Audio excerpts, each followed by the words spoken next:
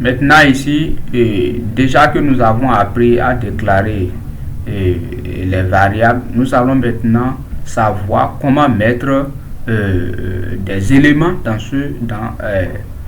on a appris à déclarer les tableaux plutôt. Nous allons maintenant continuer avec le remplissage du tableau. Comment mettre des éléments dans le tableau. C'est ça qui est l'objectif de cette vidéo. Au fait, c'est très simple, il n'y a rien de difficile dedans. Dès que par exemple ici, j'ai déclaré un tableau que j'ai appelé JJ, ça peut aller. Et ce tableau est censé prendre combien d'éléments? 1000 éléments ou bien 10 000 éléments. Bon, ça peut aller. Donc ici, si je dis par exemple JJ2, quand on dit JJ2, on parle des crochets là.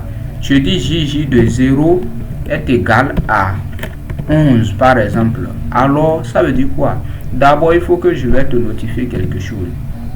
Ça peut aller. Je vais te notifier quelque chose. En réalité, on a dit que les tableaux sont censés stocker plusieurs valeurs. Ou bien, ça veut dire que chaque valeur a une position dans le tableau. Il aura le premier élément, le deuxième élément, le troisième élément, jusqu'au dernier élément.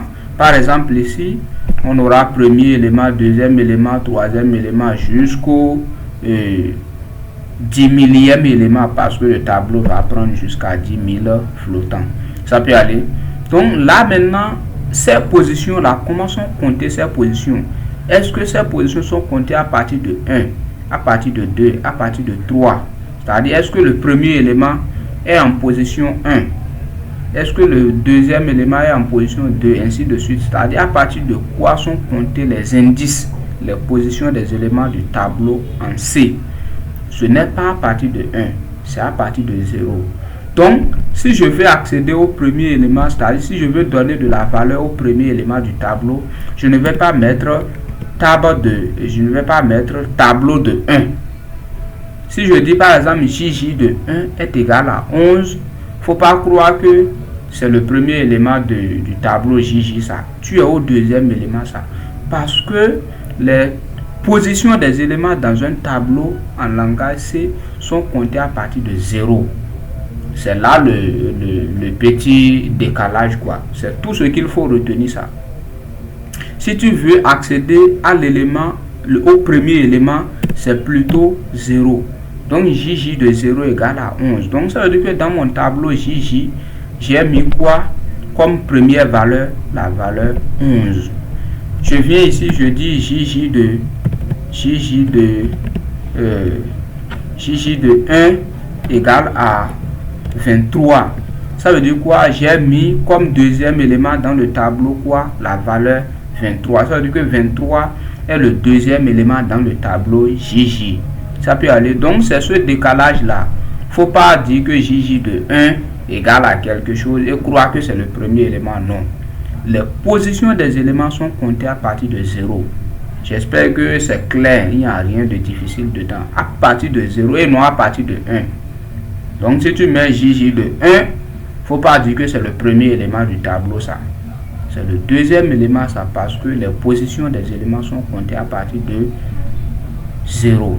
Ça peut aller. Jusqu'à ici, je vais dire quoi? Je vais dire JJ de 100. Si je dis JJ de 100 par exemple, le centième élément quoi?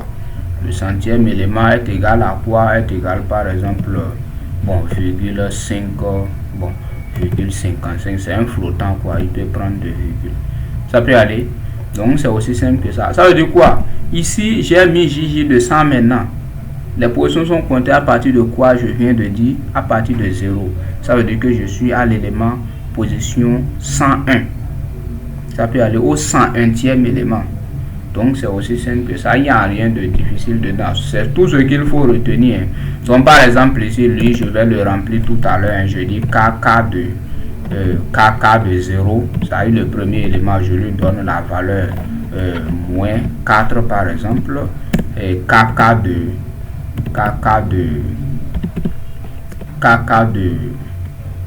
1, c'est-à-dire le deuxième élément quoi. KK de 1 est égal par exemple à 7 et je vais dire ici, bon, je vais d'abord donner kk de 2. Kk de 2. On n'a jamais dit que tu vas forcément remplir le premier élément avant de donner le deuxième élément. Non, ça dépend de l'exercice. Ça peut aller. L'essentiel, c'est de comprendre la position de tel élément.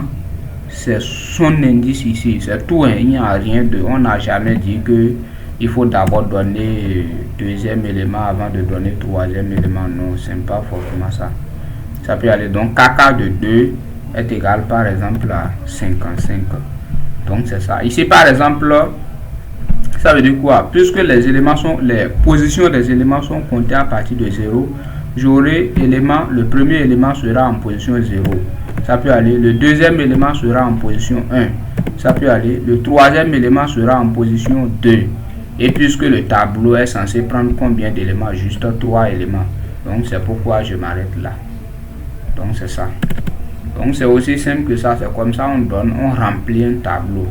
Il suffit de préciser la position de l'élément et de lui donner une valeur. Comme une variable, quoi. Comme tu donnes une valeur à une variable. Donc, c'est aussi simple que ça. Voici, par exemple, comment remplir un tableau à la main, quoi. Par le programmeur même. Maintenant, nous allons apprendre à remplir le tableau à partir de la saisie au clavier, c'est-à-dire avec la fonction scanf. C'est l'objectif de la vidéo suivante, ça.